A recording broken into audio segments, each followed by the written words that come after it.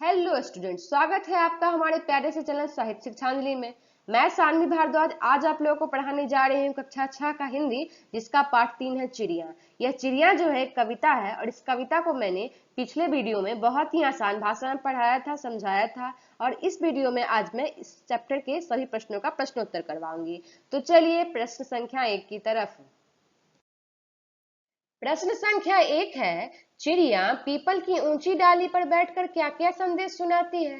तो इसका उत्तर होगा कि चिड़िया पीपल की ऊंची डाली पर बैठकर हमें संदेश देती है कि प्रेम से जीना सीखो, प्रेम से रहो, मिलजुल कर रहो, दूसरों से लड़ाई झगड़ा मत करो, लोभ का त्याग करो। हम लोगों को दूसरे का चीज देख के, दूसरे का सामान देख के लोभ नहीं करना चाहिए, यह कह रही है। जो भी मिले आपस में बांट कर खाओ, जितना भी है तुम्हारे पास वो दूसरों को भी दो और खुद भी खाओ। दूसरे का हड़पो मत, दूसरे का सामान छीन मत लो, ले मत लो। दूसरे का हित का ध्यान रखो और स्वच्छंद यानी कि जो मन करे अपने मन का करो तथा निर्भय बिना डरे हुए होकर जीवन यापन करो, जीवन जियो।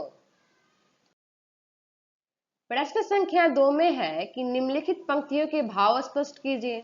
भाव स्पष्ट करने के लिए कहा जा रहा है यहाँ पे क में है कि सब मिलजुल कर रहते हैं, सब मिलजुल कर खाते हैं, आसमान ही उनका घर है जहां चाहते जाते हैं। इस पंक्तियों के माध्यम से कवि कहना चाहते हैं कि मनुष्य भी अपने जीवन में चिड़ियों की जीवन का अनुसरण करे। जैसे मतलब कि चिड़िया जैसे जी रही है, कैसे जी रही है, वैसे ही हम लोग को भी जीना चाहिए, उससे सीखना चाहिए। आपसी मेल जोल से रहे, हम लोग को मेल जोल से रहना चाहिए, बांट मिलकर भोजन करना चाहिए, यानी कि सबको भरपेट भोजन मिले। ये नहीं कि कोई अकेला पूरा पेट खा ले, भरपेट खा ले और दूसरा भूखा रह जाए। और खास तौर पे इस बात का तो ध्यान रखना ही चाहिए कि जमीन पर अधिकार के लिए लड़ाई झगड़े से दूर रहना चाहिए। यह चीज मानव का धर्म होना चाहिए। ये बताया जा रहा है। कौन कह रही है? कि चिड़िया कह रही है। और उनका क्या है? आसमान ही उनका घर है।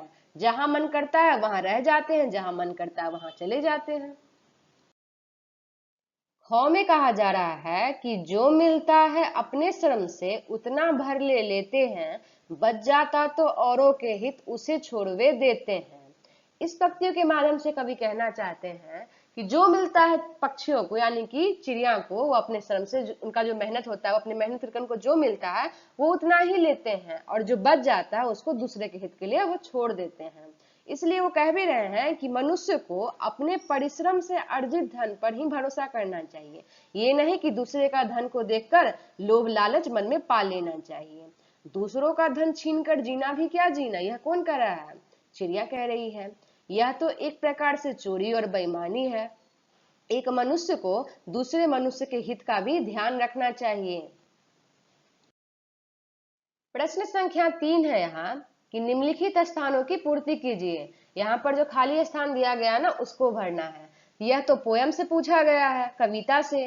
तो पिछले वीडियो में हमने कविता को बहुत ही अच्छे तरीके से पढ़ा था और समझा भी था। तो आइए यहाँ पे भरते हैं। क में है कि उनके मन में लोभ नहीं है, पाप नहीं परवाह नहीं। यहाँ पे क्या होगा? पाप नहीं परवाह नहीं। और जग का सारा माल हड़प कर जीने की भी चाह नहीं। यह भी कविता से ही पूछा गया, इसमें भी कविता का आगे वाला लाइन ही भरना है। तो ख में क्या कह रहा है कि वे कहते हैं मानव सीखो। कौन कह रहे हैं? पक्षी जो है, चिड़िया जो है कह रही है कि मानव सीखो। आगे क्या भराएगा? कि तुम हमसे जीना जग में, कि हम कैसे जीते हैं वो हमसे सीखो। हम स्वच्छंद और क्यों तुमने, हम लोग स्वच्छंद और क्यों तुमने। नीचे क्या होगा? भराएगा डाली है बेरी पग में। क्यों डाला है अपने पग में बेरी? यह जो पाठ 3 था चिड़िया, यह पाठ तो एक कविता है। तो इस कविता को मैंने पिछले वीडियो में ही पढ़ा दिया था और समझा भी दिया था बहुत ही आसान भाषा में। तो आज मैं इसका सभी प्रश्नों का प्रश्नोत्तर करवाई हूँ। आशा करती हूँ कि आप लोगों को समझ में आ गया होगा। अगर समझ में आया होगा तो वीडियो को लाइक करें, चैनल को सब्सक्राइब करें तथा अपने दोस्तों में शेयर करें। तब तक के लिए जय हिंद, जय भारत।